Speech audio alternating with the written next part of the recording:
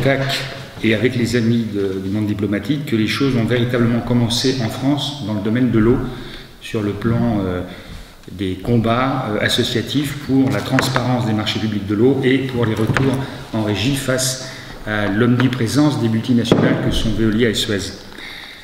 Et d'autre part, je suis aussi très concerné parce que, je vous le dirai un peu dans ma présentation, le seul élu qui est venu dans mes nombreux procès contre moi et en faveur de Veolia a été Dominique Baudis.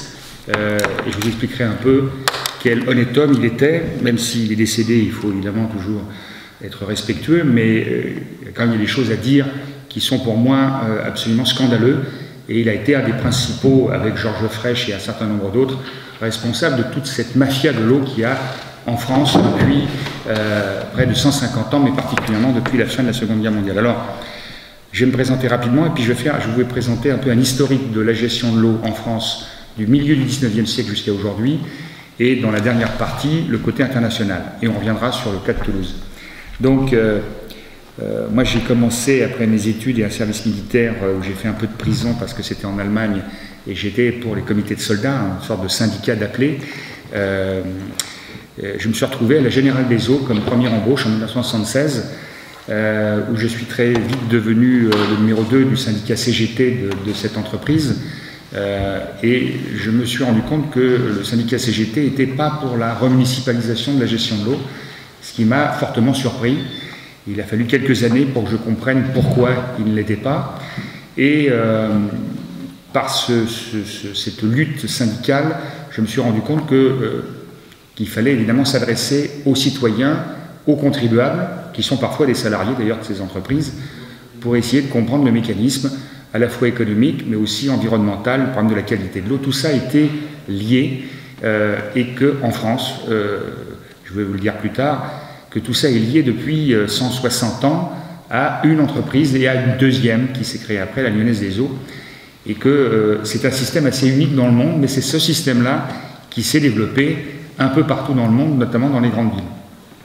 Alors une fois que je me suis confronté à cette lutte assez invraisemblable que les syndicats, et en particulier la CGT, soient pour la remunicipalisation ou la nationalisation de ce groupe, et que l'arrivée de François Mitterrand n'a rien arrangé du tout,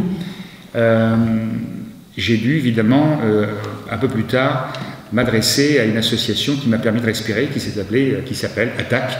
Et c'est à partir de là que j'ai rencontré à Toulouse, en mars 2002, les principaux personnes compétentes, combatives, qui sont toujours d'ailleurs dans ces réseaux, et qui se battent pour essayer de faire connaître au grand public toute cette mafia de l'eau, qui évidemment a pour objet que c'est un marché qui représente environ 24 milliards d'euros par an, dont environ une petite dizaine va dans les poches des multinationales.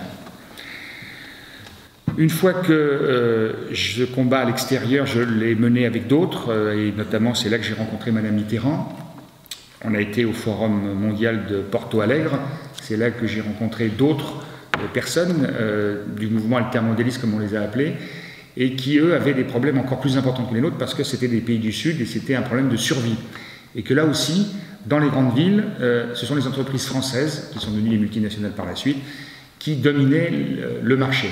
Je vais vous expliquer comment ils l'ont fait. Une fois fait ça, j'ai été approché par un parti politique, pour le nommer, c'est Europe Écologie Les Verts, enfin les Verts puis Europe Écologie, qui, depuis pas mal d'années, était pour la remunicipalisation, pour la transparence, pour un certain nombre de choses, d'autres partis aussi.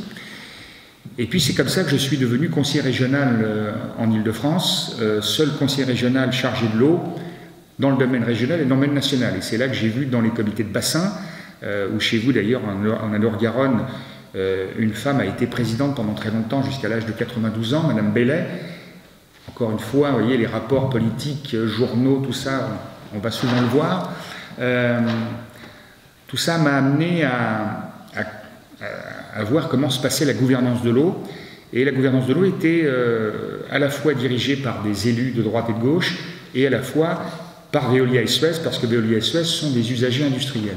Et donc les usagers industriels représentent les usagers domestiques, donc nous tous, les usagers agricoles, qui sont souvent représentés par la FNSEA, et donc ces entreprises qui sont au nombre de très peu de Suez, Areva, Veolia et EDF, qui aujourd'hui sont les représentants dans le domaine de l'eau des usagers industriels, et c'est eux qui, avec les gens de droite et de gauche, gouvernent la politique de l'eau en France. C'est très peu connu, et vous avez la tête de, juste un exemple, en dehors de Madame Bellet, depuis 1983, tout le bassin Seine-Normandie qui part donc de Reims jusqu'à Cherbourg, c'est M. André Santini. Hein, donc que des gens très connus, d'une grande honnêteté, d'une grande transparence, et qui souvent sont assez âgés. J'ai rien contre les personnes âgées, parce que je commence à le devenir aussi, mais on sent qu'il y a une fidélité à l'eau, et pourtant ce n'est pas des amoureux de l'eau, ça j'en suis absolument convaincu, mais des amoureux du pouvoir, de l'argent, et je m'arrête là. Et donc l'eau apporte tout ça. Je l'ai découvert, y compris, pourtant travaillant dans cette entreprise qui s'est appelée Général des Eaux, puis Vivendi, puis Veolia. Ça s'est accéléré parce que les affaires les ont rejointes. Voilà un petit peu le parcours. Et donc j'ai écrit un certain nombre de livres aussi là-dessus, pour montrer le problème de la corruption, les conflits d'intérêts à travers l'eau, mais pas seulement, malheureusement, dans tous les marchés publics locaux, les déchets, les transports, le chauffage, tout ça. Ça marche fort, ça peut aller jusqu'aux cliniques, aux cimetières, au parking, au parc-mètre. Je crois que vous avez Vinci chez vous. Bah Vinci, c'était le numéro 3 de Veolia. Enfin, tout ça, c'est toujours les mêmes. Alors, je ne veux pas dire que tout le monde est pourri, parce que ce discours, hein, il y en a qui s'en servent. Mais enfin, moi, je suis pour une épuration démocratique, quand même, de beaucoup de pourris. Mais on en est encore très, très loin. Alors, on revient à l'histoire. Comment s'est arrivé ce système de gestion de l'eau en France, et puis ensuite ça s'est développé dans le monde. C'est la Révolution française qui a décidé que c'était les élus locaux qui allaient gérer l'eau. Ce n'est pas un problème départemental, régional, national, c'est un problème local. Ce qui est vrai d'ailleurs, la ressource est locale. À partir de là, il a fallu que des banquiers, toujours avides de résultats ou de profits, investissent dans la recherche à travers des hydrauliciens de l'époque pour trouver un système pour domestiquer l'eau des rivières, des nappes phréatiques, etc., pour l'amener au plus près des habitations de la population française et ensuite internationale. Donc tout ça a été inventé par des hydrauliciens français et anglais, c'est le système des canalisations qui va chercher de l'eau et qui par un système de pression amène l'eau jusque dans les futurs robinets des habitations qui allaient se créer plus tard, y compris dans les immeubles à plusieurs étages. Tout ça, c'est dans les années 1820-1830 que ça se passe. Une fois qu'on a inventé ce système technique, il fallait trouver une relation entre les élites qu'on avait la responsabilité et la future entreprise qu'on allait créer pour que justement l'eau arrive au plus près des habitants. On a choisi le contrat de concession d'une durée démocratique, je plaisante évidemment en disant démocratique, de 99 ans au 19e siècle. 99 ans parce que c'est démocratique, parce que l'élu il est mort 5 ou 6 fois avant de voir la fin du contrat qu'il a lui-même signé. Quand il l'a signé, je vais vous parler d'un cas à Antibes, où là, c'était absolument invraisemblable. Donc, une fois qu'on a fait ça, il fallait trouver le moyen de rémunérer. L'eau étant gratuite, mais le service de l'eau est bien payant. Ça, c'est ça l'important qu'il faut que vous reteniez. C'est comme ça que Veolia et Suez ont fait leur chemin. Donc, une fois qu'on a trouvé que c'était la facture et non pas l'impôt qui allait payer le problème de l'eau, donc Napoléon III, le 14 décembre 1853, crée la première société de production et de distribution d'eau potable dans le monde, qui va s'appeler entre 1853 et 1998 la Compagnie Générale des Eaux, qui apparaît d'ailleurs dans un certain nombre de jeux comme une société un peu publique. Elle n'a jamais été publique, elle a toujours été privée, puisque dans son premier conseil d'administration, il y avait 9 personnes, tous banquiers d'empire, dont 2 personnes célèbres, le baron Rothschild et le baron Seyer, dont l'un de ses descendants sera président du CNPF. Et ces 9 personnes étaient tous aussi actionnaires du PLN, du Paris-Lyon-Marseille. On n'est pas dans le Jules Verne, mais ils avaient bien compris que l'eau, d'abord, ça allait rapporter gros, et que tous les réseaux souterrains, superficiels, transport, énergie, eau, c'est quelque chose d'important pour quelqu'un qui veut faire beaucoup d'argent. Et donc c'est comme ça que le premier contrat a été signé en 1853, au moment de la création de la société, et la première ville, ça a été la ville de Lyon. D'ailleurs, le maire actuel de Lyon est un grand amoureux fidèle de la Générale des Eaux devenue Veolia. Il a signé encore là pour un petit paquet d'années, en décidant évidemment démocratiquement tout seul, ou en faisant pression sur ses élus de gauche, en disant si vous n'êtes pas avec moi, vous n'aurez pas votre délégation. Et ça, c'est un argument assez incontournable. Une bonne délégation avec une petite indemnité, enfin quand je dis une petite, ça rassure et on oublie ses convictions à ce moment-là. Ensuite, la deuxième ville, c'est Nantes, mais au bout de 50 ans, ça s'est arrêté. Ensuite, il y a eu la ville de Paris, pour une partie, et puis la ville de Nice. Je m'arrête à 1864, la ville de Nice signe son contrat, et il se termine à la fin de cette année. Vous voyez, un contrat d'une durée, pour une PME, de 150 ans, c'est assez rare dans le métier, 150 ans de fidélité, mais ce n'est pas le record. En durée, oui, mais il y a eu quand même des contrats qui ont été renouvelés. Et donc M. Estrosi, ancien ministre de M. Sarkozy, à la différence des fois d'élus de gauche, est revenu en régie. Dans le domaine de l'eau, on va avoir tous les cas de figure. Ensuite, la Lyonnaise des eaux et de l'éclairage, en 1880, se crée et donc prend comme premier contrat la ville d'Antibes.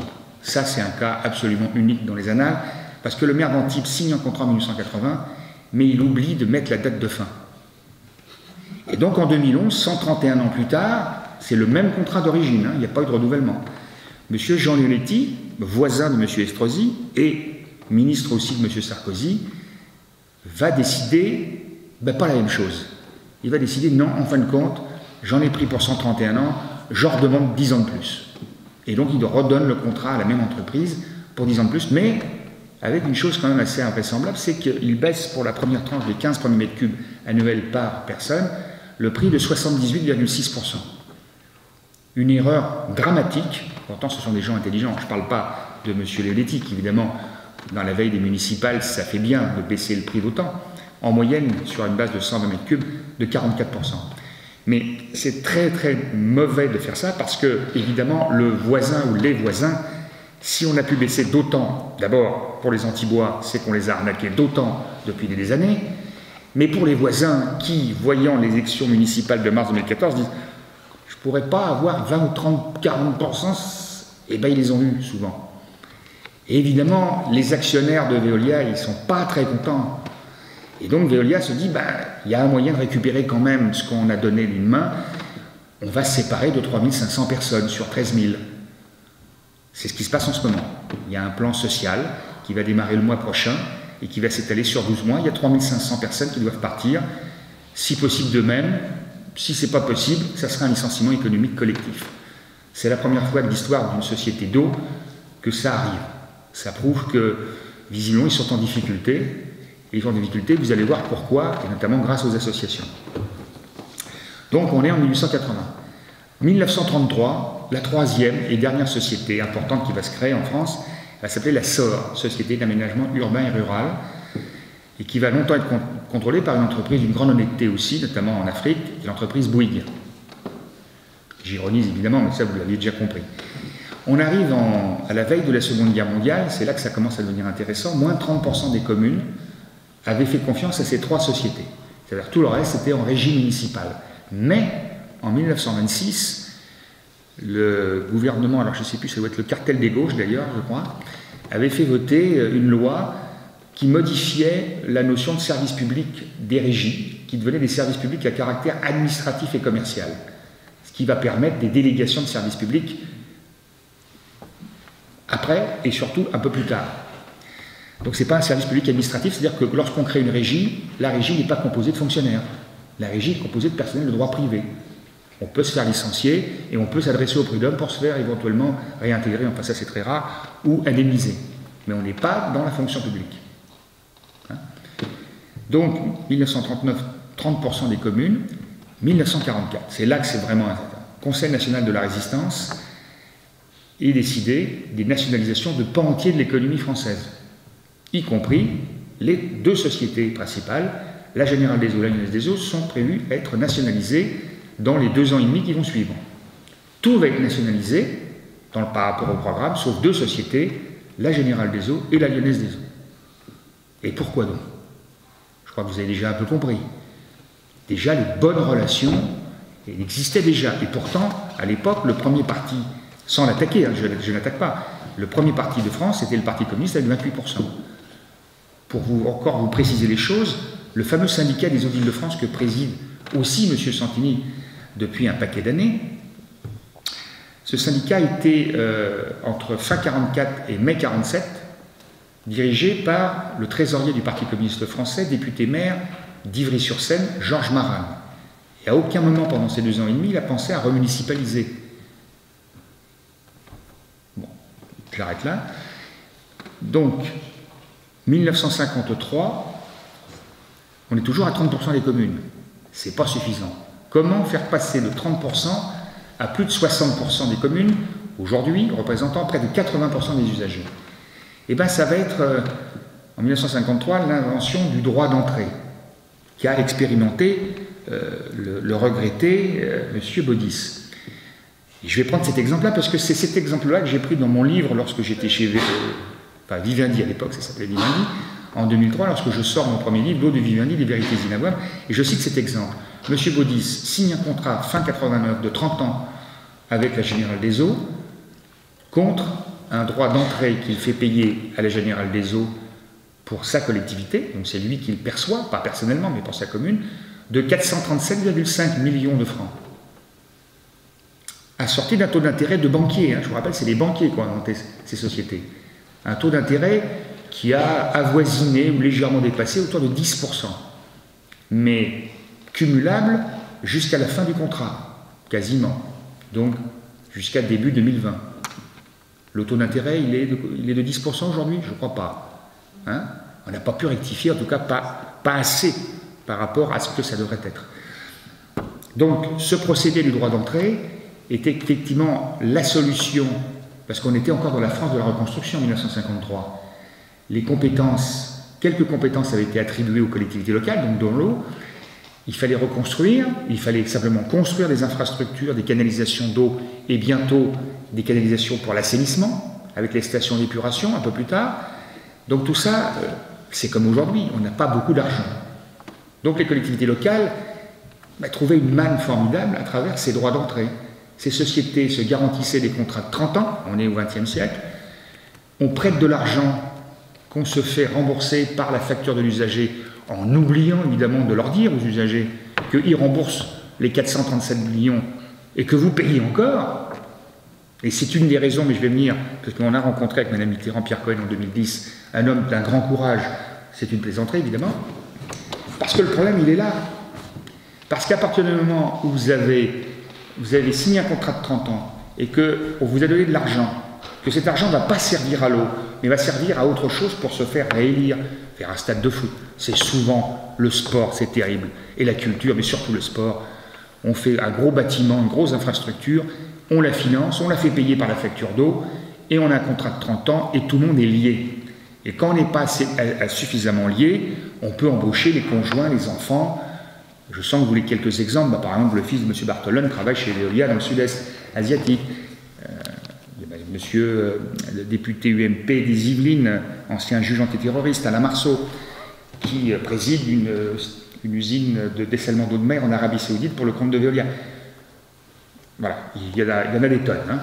Donc tout ça, on se fidélise les élus et on se fidélise les contrats. Et donc on augmente le prix, parce que évidemment les directives européennes font qu'il faut se mettre aux normes, etc., etc., etc. Donc on est en 1953. Donc on passe très vite, entre 53 et dans les années 70, de 30 à plus de 60% des communes représentant 80% des usagers. Donc un usager qui habite une ville ne peut pas aller dans la boulangerie de son choix, mais est obligé de prendre le contrat qui a été signé pour 30 ans à Toulouse avec Veolia. Même si vous n'êtes pas content de Veolia, vous ne pouvez pas prendre Suez, vous ne pouvez pas prendre autre chose.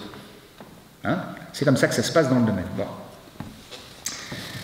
Arrive les années 70, le problème de l'assainissement, qui n'était pas jusqu'à maintenant fortement pris au sérieux, et là ça devient un marché.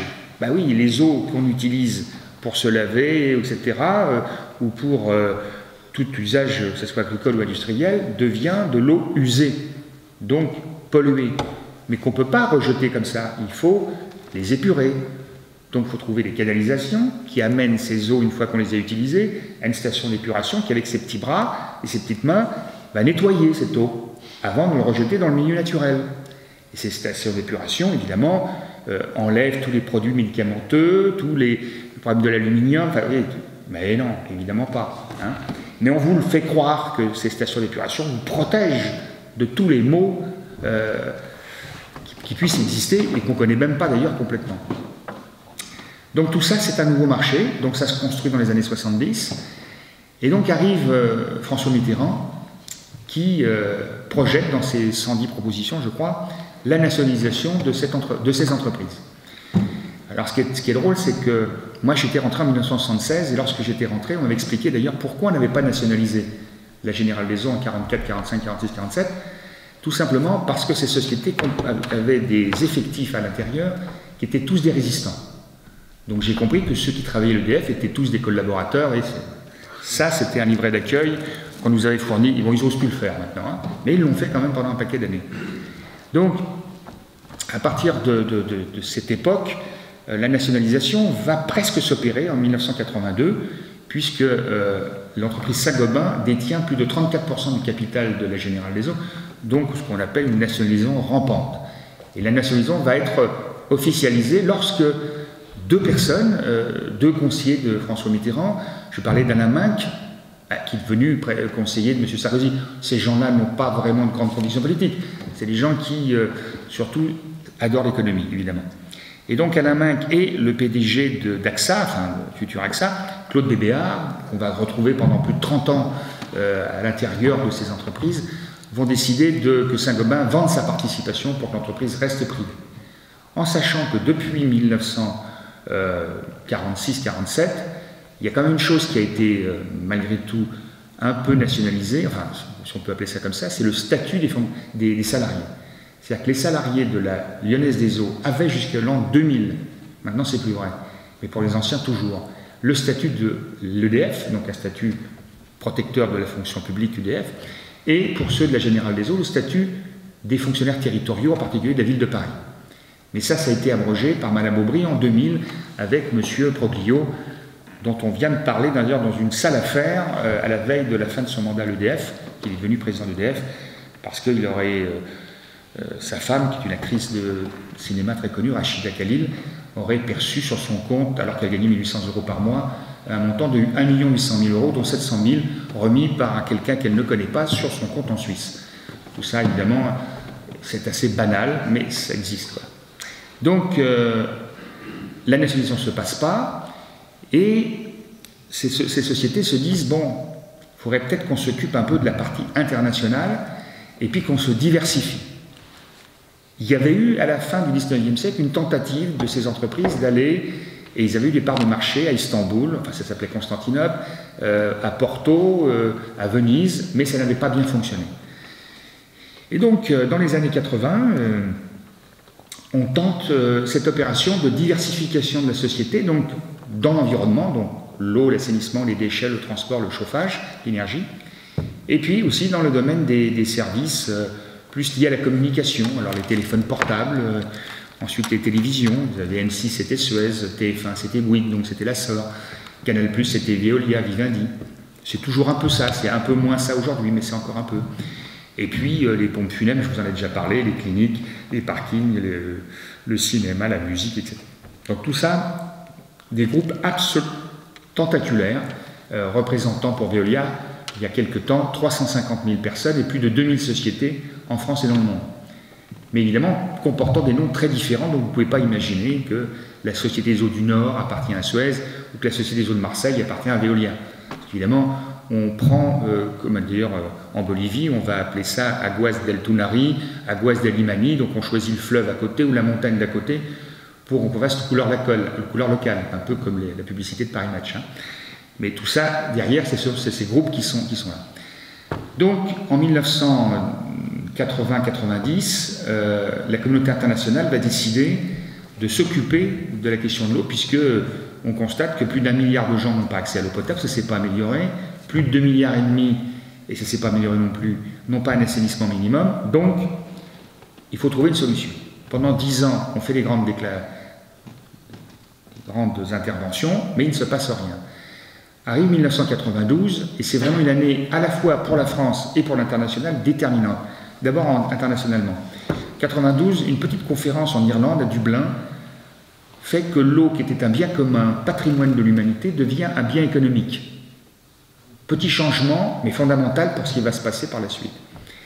Et au sommet de Rio, on a fêté les 20 ans l'année dernière, on officialise ça et on dit, pour que ça soit un bien économique et qu'on arrive à trouver la solution d'apporter de l'eau à tous les êtres vivants, notamment les êtres humains dans les pays du Sud, et seul le système du partenariat public-privé, tout le monde se retrousse les manches et on va dans le même sens pour l'intérêt général. Quel beau concept, mais quelle belle illusion évidemment. Et donc on invente le système partenariat public-privé et on crée la structure qui va aller avec, qui va être créée en 1996 et qui va être basée à Marseille et qui va s'appeler le Conseil mondial de l'eau. Je peux vous assurer que jusqu'à fin 2011, les Marseillais ne connaissaient pas l'existence de la plus grande institution mondiale de l'eau qui doit s'occuper du partage des eaux, de la question de l'eau dans toutes ces acceptions.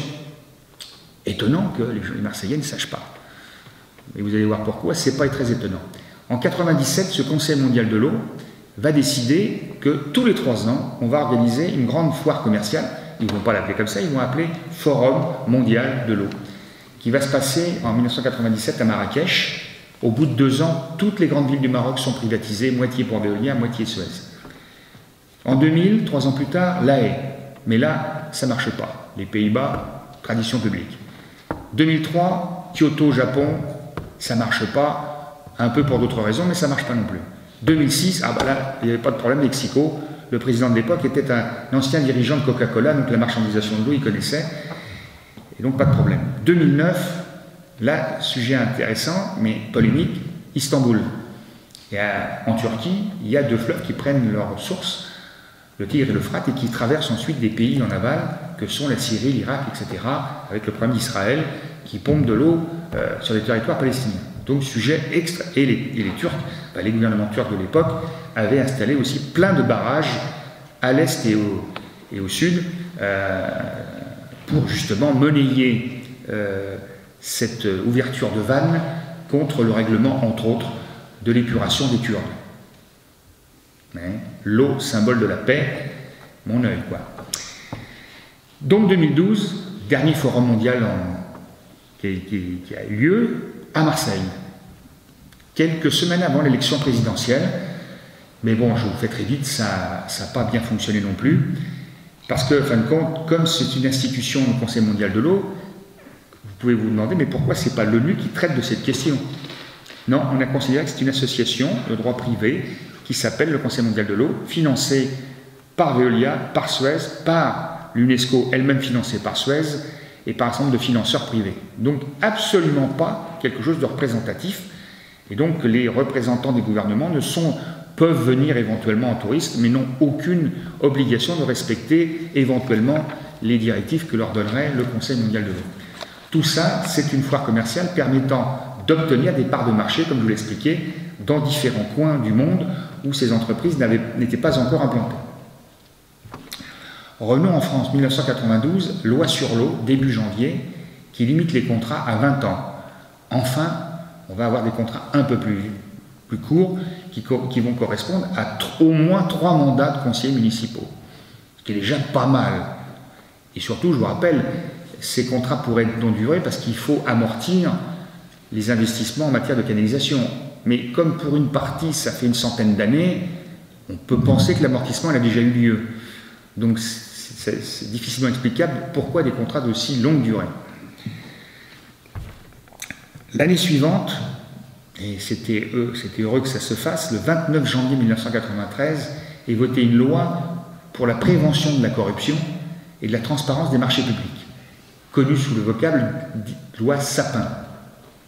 On la connaît plutôt comme ça, qui oblige les collectivités de lancer des appels d'offres lorsqu'elles choisissent de déléguer leur service public d'eau potable et d'assainissement à une entreprise privée. Donc c'est une amélioration, une meilleure transparence, une meilleure concurrence. Enfin, on pourrait le croire. Sauf que la concurrence n'existe pas en France puisque ces sociétés se sont partagées géographiquement le marché. L'Île-de-France, la première couronne, c'est Veolia depuis 1923. La seconde couronne, depuis 1923 aussi, c'est la Lyonnaise des Eaux. Et puis si vous allez en Bretagne, c'est pareil. Il n'y a jamais de concurrence. Et dans 2 villes, mais je l'ai dit tout à l'heure rapidement, à Lille, c'est la Société des Eaux du Nord qui a appartenu jusqu'en 2000 à Veolia, moitié à Suez. Et à Marseille, même chose. Bon, en 2011, le gouvernement quand même a décidé qu'il fallait que ça soit l'une ou l'autre qui possède ces entreprises. Donc Lille, c'est Suez maintenant à 100% depuis 2011, et à Marseille, c'est Veolia depuis 2011, 100%. Et dans 12 autres villes et départements d'outre-mer, c'est à peu près de la même façon. Donc il n'y a pas de concurrence. Et lorsqu'il y a des appels d'offres, effectivement, il y a 2 ou 3 concurrents, mais c'est le sortant qui a toujours le marché, et celui qui vient concurrencer ne fait pas beaucoup d'efforts pour tenter de prendre la part de marché. Et donc 96% des renouvellements de contrats se faisaient toujours au sortant.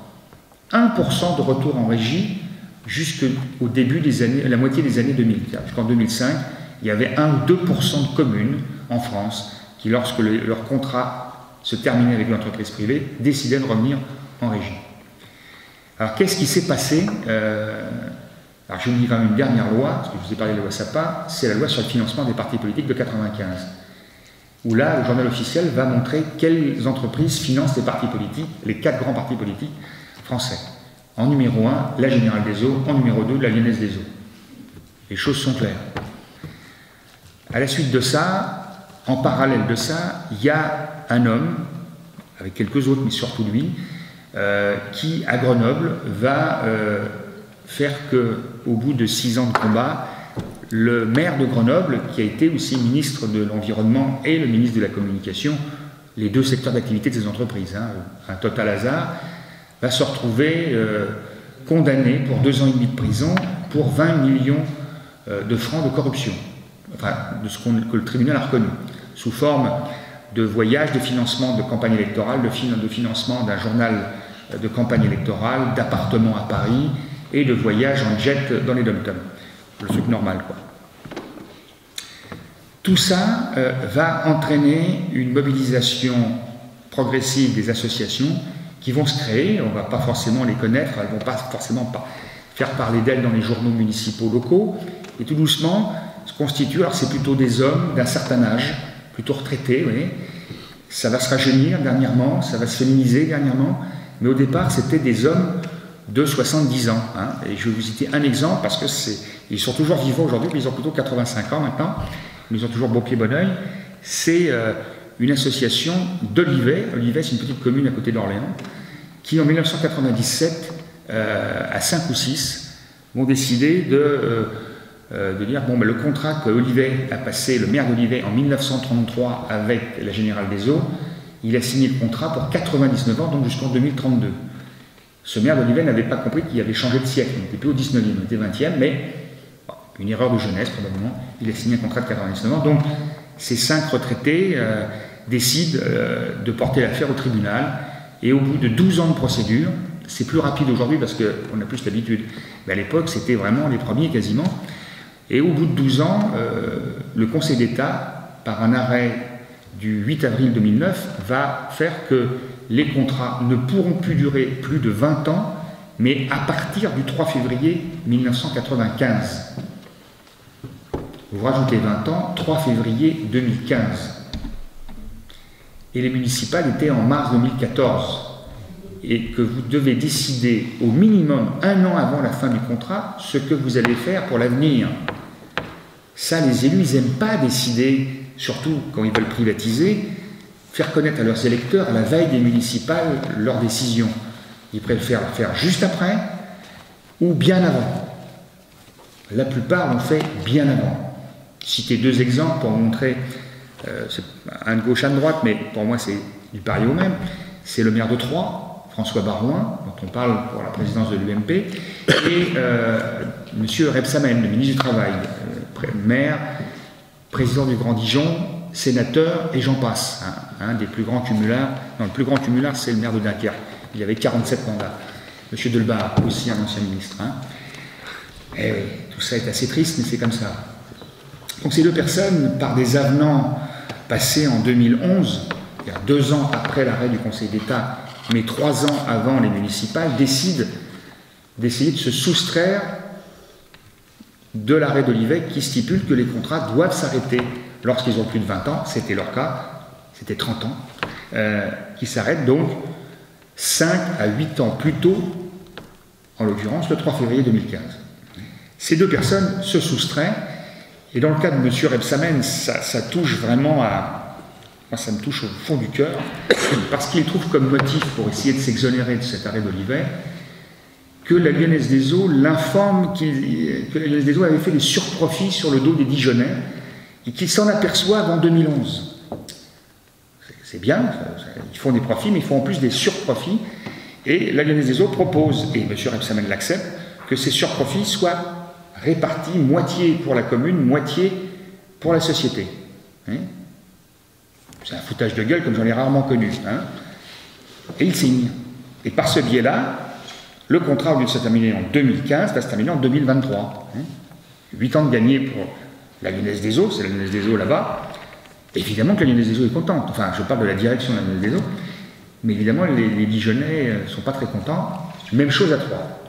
Mais là, à Troyes, parce qu'à Dijon, on n'a trouvé personne. Pas d'association et pas d'hommes politiques de droite ou de gauche qui ont le courage de porter l'affaire en justice. Parce que tant qu'on ne la porte pas, malheureusement, les choses se font. Et à Dijon, enfin à Troyes, ce sont un élu du Modem, qui n'a pas été réélu d'ailleurs, mais qui est des notaires, donc je pense que c'est un lien aussi, et un élu socialiste, mais qui est devenu dissident, puisque le Parti socialiste ne l'a pas soutenu, dans son action contre le maire de l'UMP.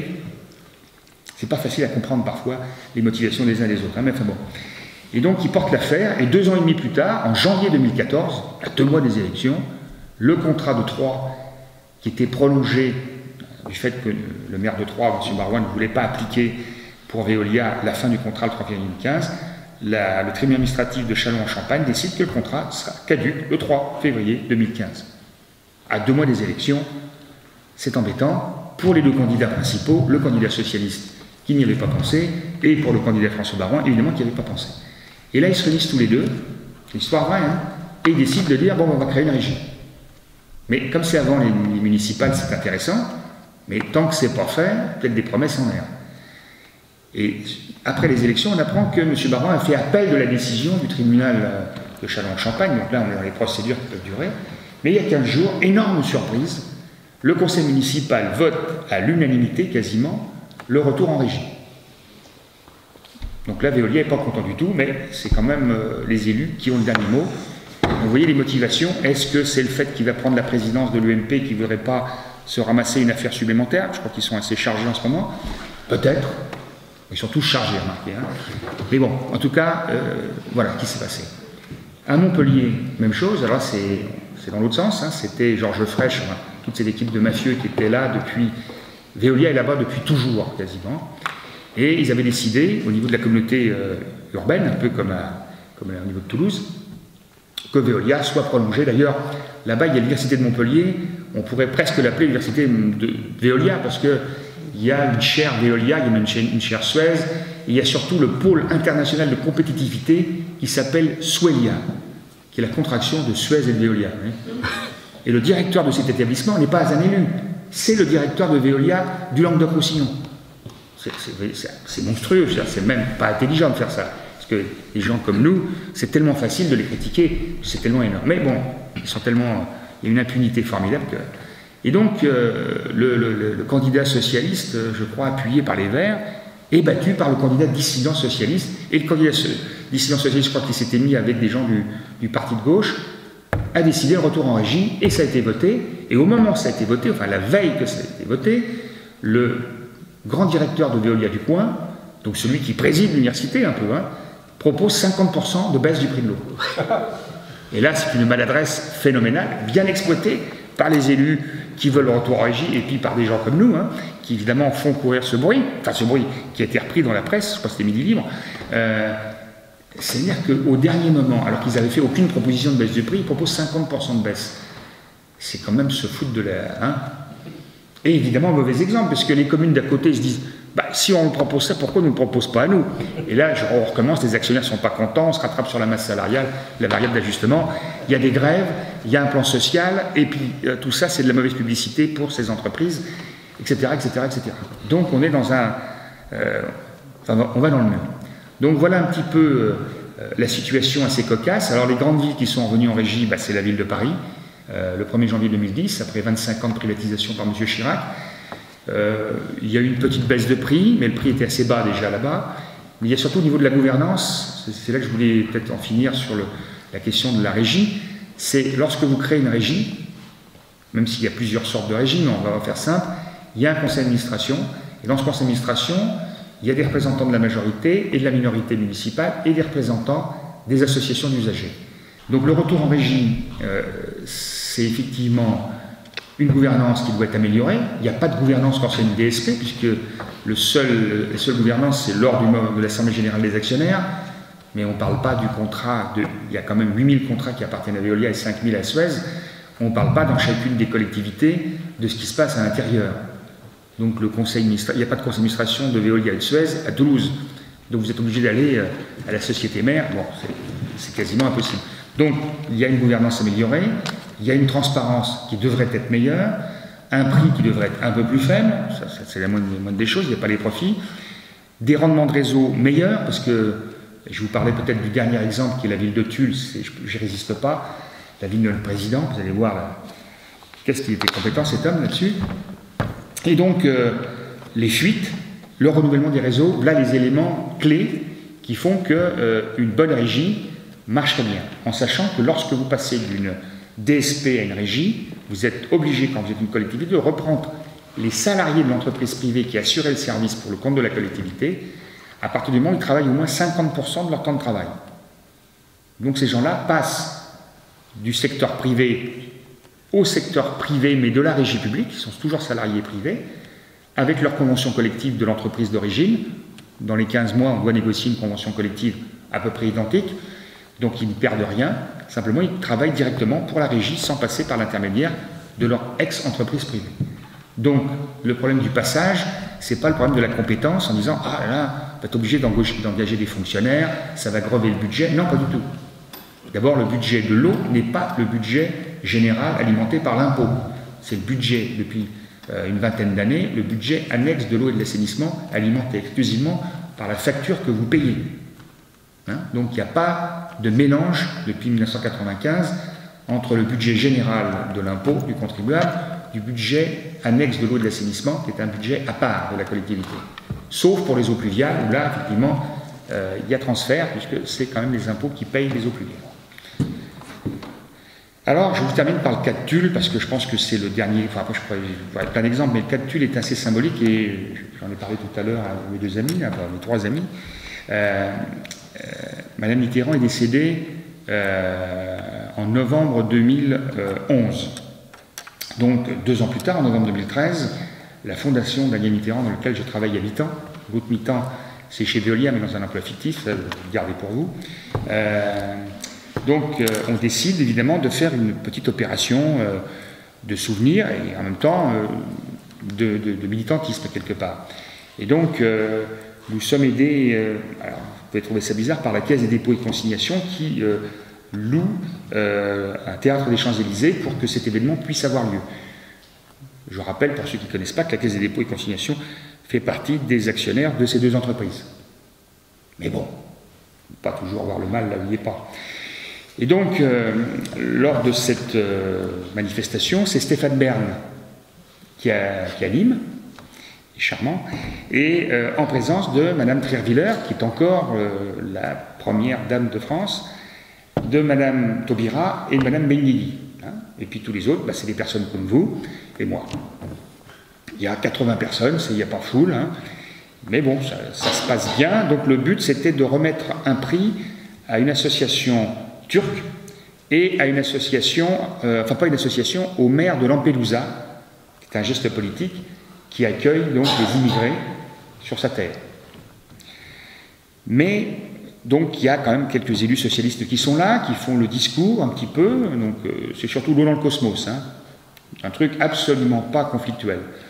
Et puis Stéphane Bern, au bout d'un moment, dit « Ah ben on est un petit peu en avance sur le programme, est-ce qu'il y a des questions dans la salle ?» En général, je lève la main le premier, pour être sûr d'avoir la parole. Et là, il y a quelqu'un qui me tape dans le dos, c'était le numéro 2 de Suez, qui me fait comprendre qu'il est là parce qu'il a été invité.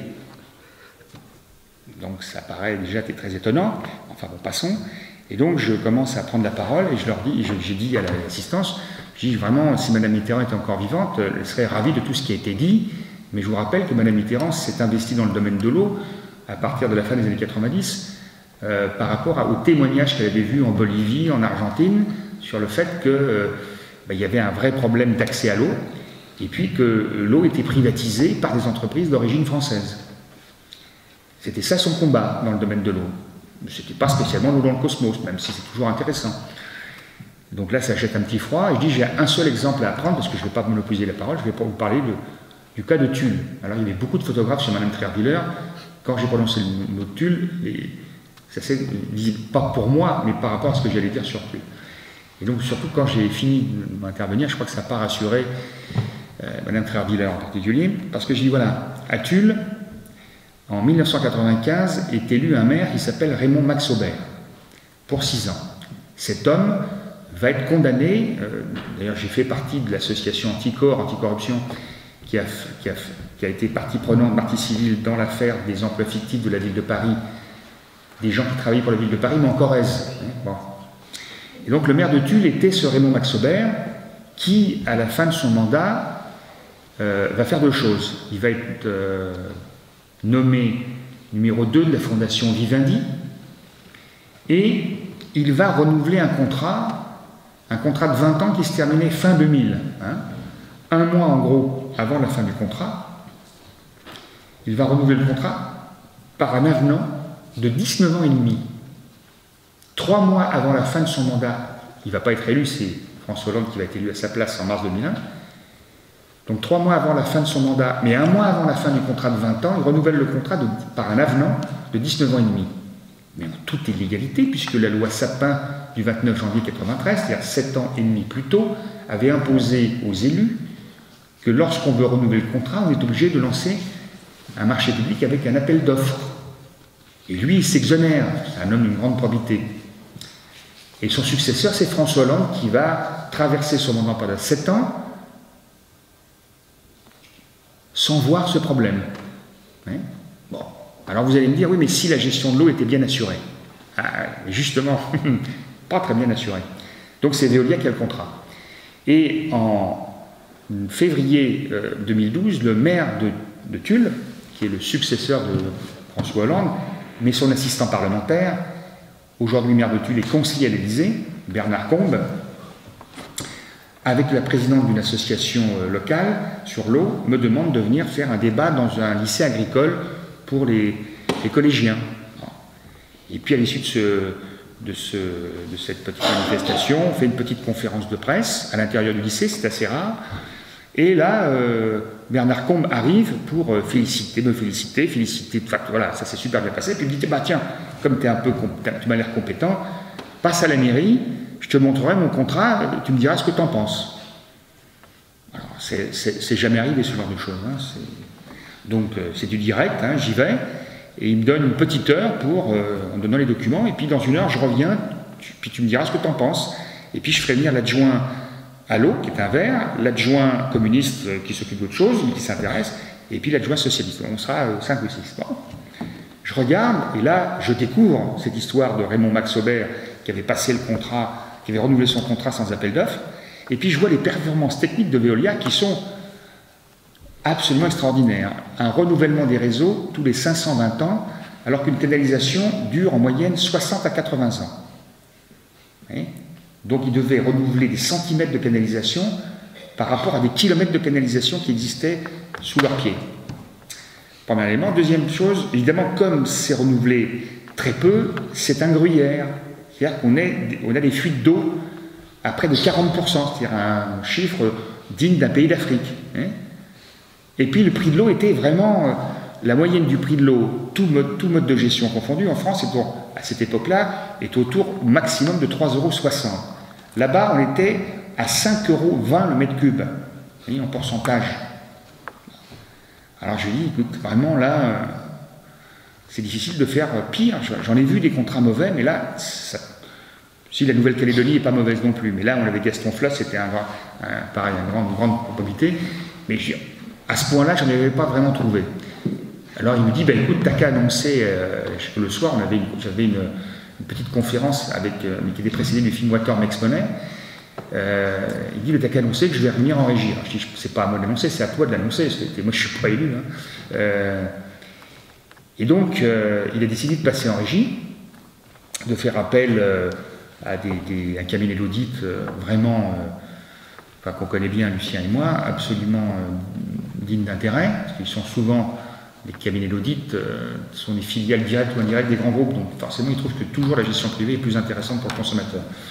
Donc là, et à partir de ce moment-là, il me dit, mais il y a un dernier souci, c'est que moi je suis d'accord, mais il faudrait que je me trouve 250 000 € par an, parce que Veolia me donne 250 000 € par an pour mon équipe de rugby. Le truc, mais tellement classique. Je dis, mais t'as qu'à trouver un autre sponsor, il n'y a pas de problème. Il me dit, non, c'est la ville de Toulouse, c'est la ville du président. Enfin, il n'était pas président encore, hein, mais il était candidat. Tu trouveras quelque chose. C'est quand même bien d'annoncer un retour en régie. Enfin, ça fait un peu quelqu'un qui est un peu à gauche, par rapport aux idées. Bon, ça ne peut pas faire de mal.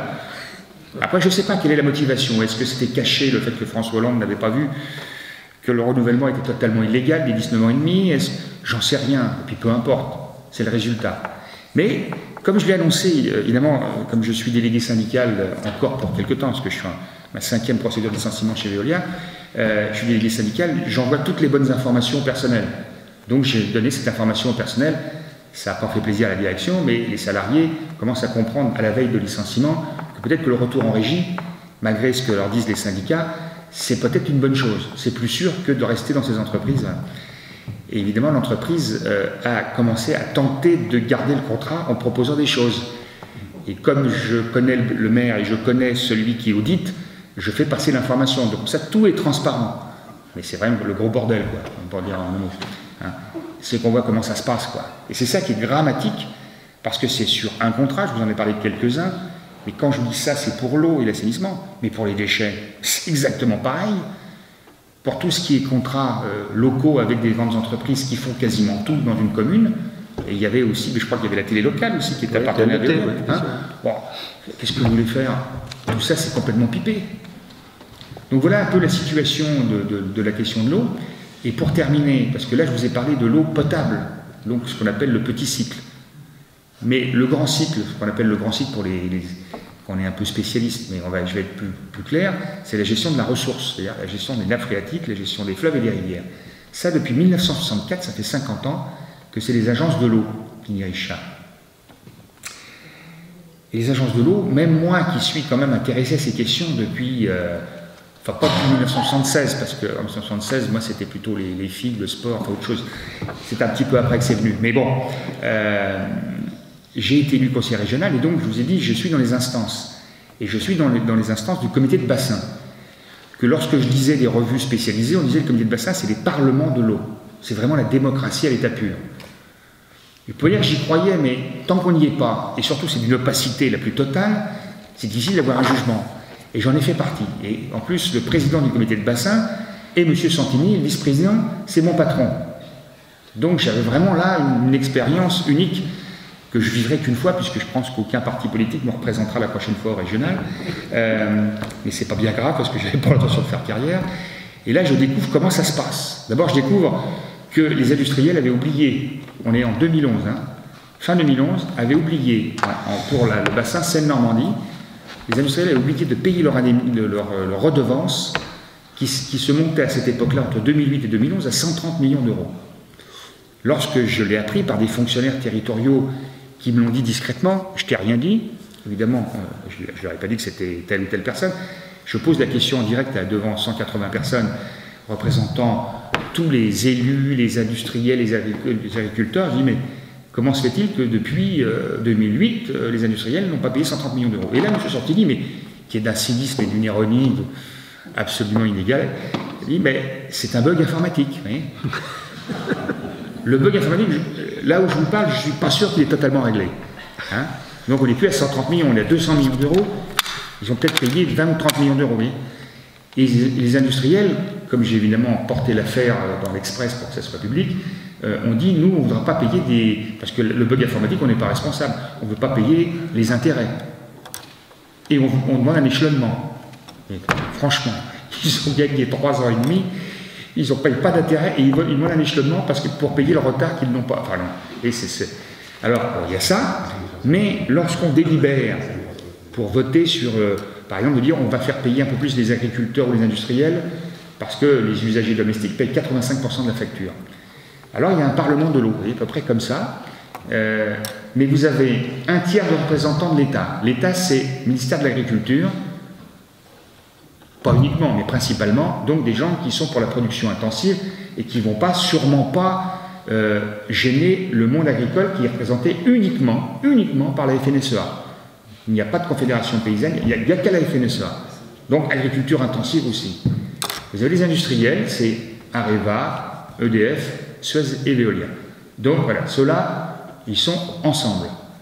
Ça, c'est donc un tiers de représentants de l'État, un tiers représentant des collectivités locales, 80% c'est le monde rural, on ne va pas embêter le monde rural, hein. Et un tiers des usagers. Et dans un tiers des usagers, vous avez un tiers des usagers industriels, un tiers la FNSEA et un tiers France Nature Environnement, la CLCV, l'UFC Que Choisir. Alors, et je vous raconte cette histoire qui d'ailleurs est retracée dans un livre qui va sortir dans 48 heures de mon camarade très estimé Marc Lémé, que je vous recommande, qui est un peu compliqué mais qui est tellement... Il s'appelle Le Lobby de l'eau. Dans le dernier chapitre, il raconte l'histoire que j'ai vécue et que je lui ai racontée, et en plus il y a des procès-verbaux, donc c'est même pas moi qui parle. C'est que, rappelez-vous, le ministre de l'Environnement était Madame Bateau. Elle n'a pas duré très longtemps, et elle a exprimé que c'était à cause des lobbies qui... etc. Je peux vous assurer aujourd'hui que ce qu'elle a dit était totalement vrai, et que c'est la raison essentielle de son éviction du gouvernement. Parce que elle est élue en 2000, enfin elle est désignée en 2012, et donc faisant partie du Comité national de l'eau, qui est la plus haute instance de l'eau en France, qui représente donc à peu près les mêmes collèges dont je viens de vous parler, c'est 156 personnes. Je fais partie de ces 156 personnes en tant qu'élu de la région Île-de-France, membre du comité de bassin Seine-Nord. Et là, je découvre ce que je viens de vous dire. Donc, avec les associations environnementales et consuméristes qui n'osent pas beaucoup parler, parce que quand vous avez à la tête Mme Kosciusko-Morizet, M. Le Pelletier, M. Santini, des gens comme ça, c'est pas facile de... vous posez une question dérangeante, vous n'en posez pas 2. Moi, en général, j'en pose 5 à ce moment-là. Mais voilà, je suis élu, c'est peut-être plus facile, et puis c'est mon caractère, puis je sais que de toute façon ça ne va pas durer longtemps, donc autant en profiter. Donc, Madame Bateau vient, ça faisait des années qu'aucun ministre de l'Environnement venait dans cette instance très peu connue, mais qui établit tous les projets de loi que ensuite propose le gouvernement en matière d'environnement lié à l'eau. Et donc je dis à Madame Bateau, au nom des associations, et moi en tant qu'élu, on me l'a reproché en disant, mais vous êtes élu, vous n'êtes pas association. Enfin, pour moi, je suis plus association qu'élu. Il serait normal que les usagers soient divisés en 2, les usagers professionnels, donc les industriels et les agriculteurs d'un côté, et 50% les usagers domestiques, nous tous, à travers les associations qui les représentent. C'est correct, puisque 85% de la facture est payée par les usagers domestiques, donc les non professionnels. Donc 50-50, ça paraît normal. Madame Bateau nous dit, c'est une proposition qui m'agrée complètement et on la fera, je la ferai mienne et sera déposée par le gouvernement suite à la conférence environnementale qui aura lieu au mois de septembre 2013. Et entre-temps, elle est débarquée et c'est M. Philippe Martin, qui d'ailleurs, et je crois, a reçu les compliments de José Bové.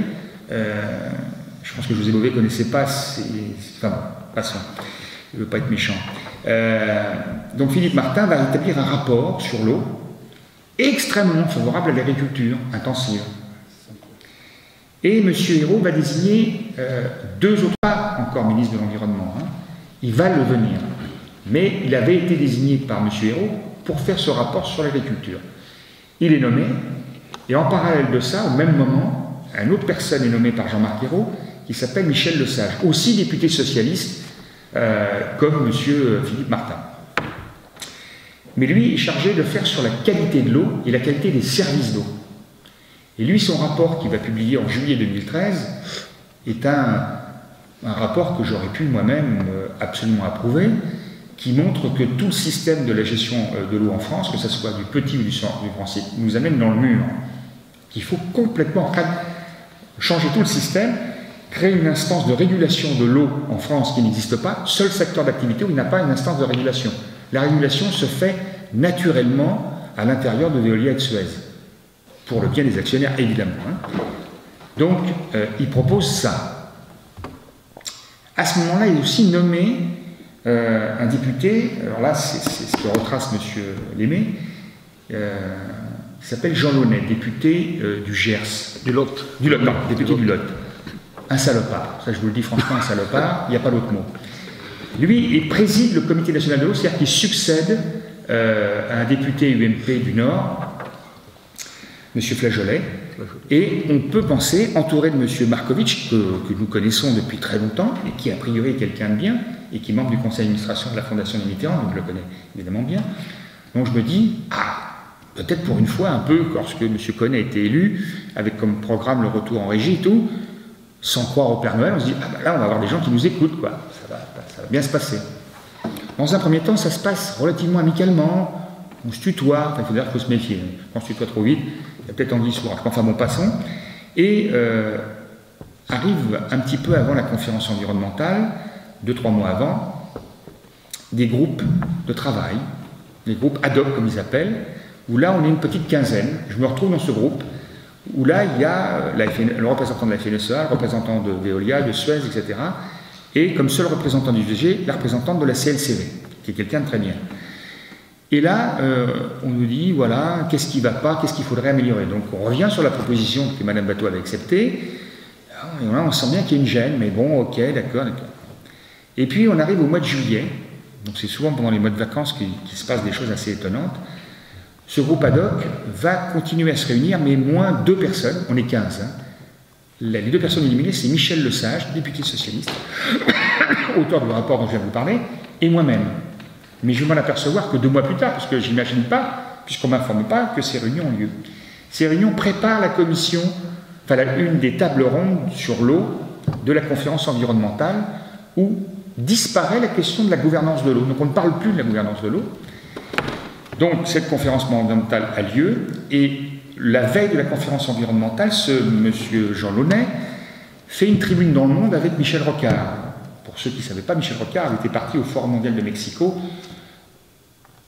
par avion, avec évidemment hébergé, nourri, et tout ça payé par Veolia. Mais voilà, c'est un détail. Et donc cette tribune, avec comme légitimité l'assassinat en direct, enfin c'est un mot un peu fort, de Michel Lesage. Donc un député socialiste qui s'en prend à un autre député socialiste. C'est quand même très étonnant. Bon. Là, on commence à...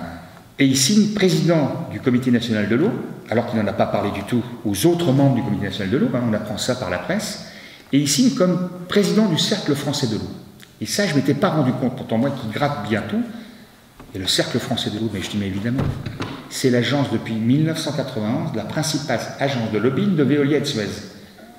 Tellement c'est une agence de lobbying, c'est que le délégué général permanent de cette agence, qui était basé longtemps au Sénat, n'est autre que le directeur du développement durable de Veolia Environnement, Pierre Victorien, ancien député socialiste, qui avait remplacé dans les années 92-93 M. Jean-Yves Le Drian, qui était ministre aussi de l'époque à l'Assemblée nationale.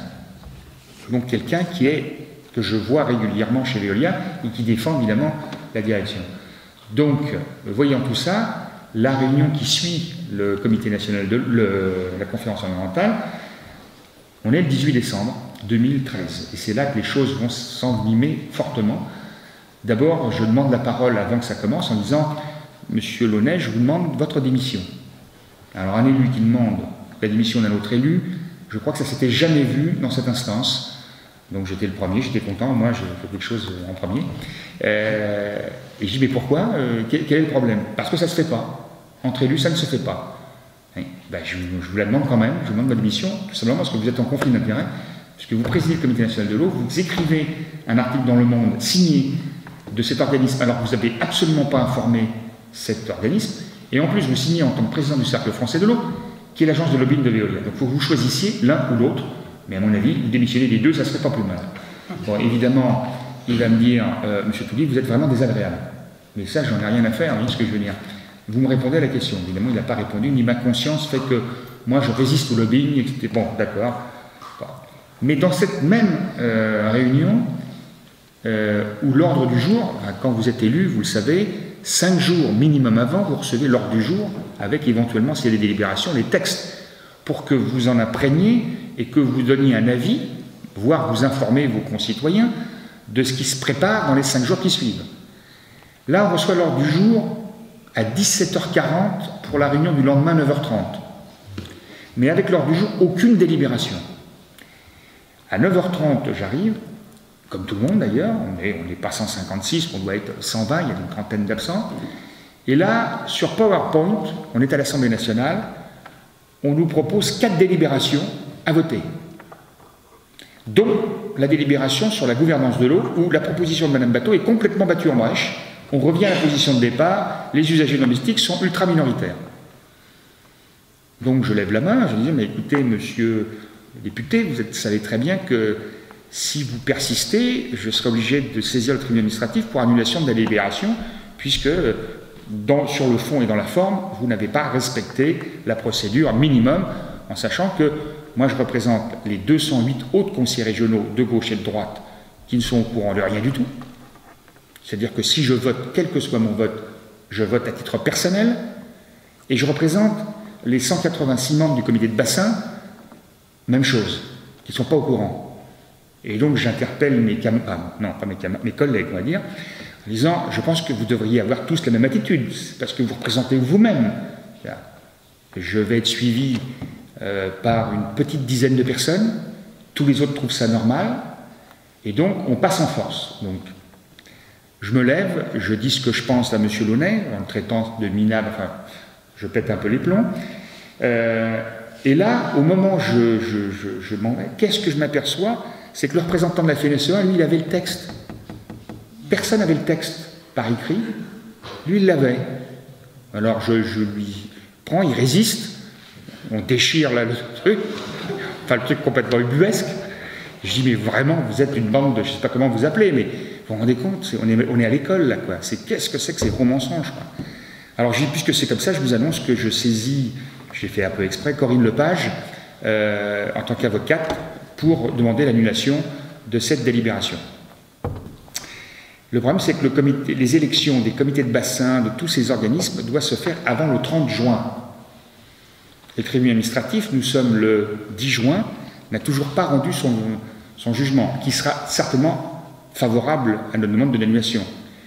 Alors j'ai dit à ces personnes, j'ai dit, en attendant la fin de cette procédure, mieux vaudrait essayer de trouver une solution pour essayer de retrouver une sérénité. Sinon, si vous continuez et que la décision soit prise après l'élection, toutes les élections en France, de tous les comités de bassin, etc., seront annulées.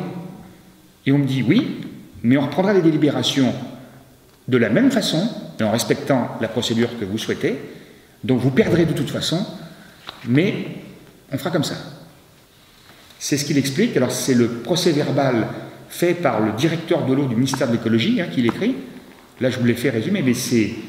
Et pour vous dire un dernier élément, je suis aussi juge prud'homal à Paris, je cumule aussi, mais ça c'est sans indemnité, et le numéro 2 du comité national de l'eau, qui est un ami, et qui est donc M. Markovitch, qui travaille au conseil, enfin, qui est dans le conseil d'administration de la fondation, dans lequel je suis le responsable haut, défendant M. Launay en disant, mais Jean-Luc, pourrais-tu nous dire, lorsque tu t'absentes en tant que juge prud'homal, est-ce que ton entreprise se fait rembourser par le ministère de la Justice?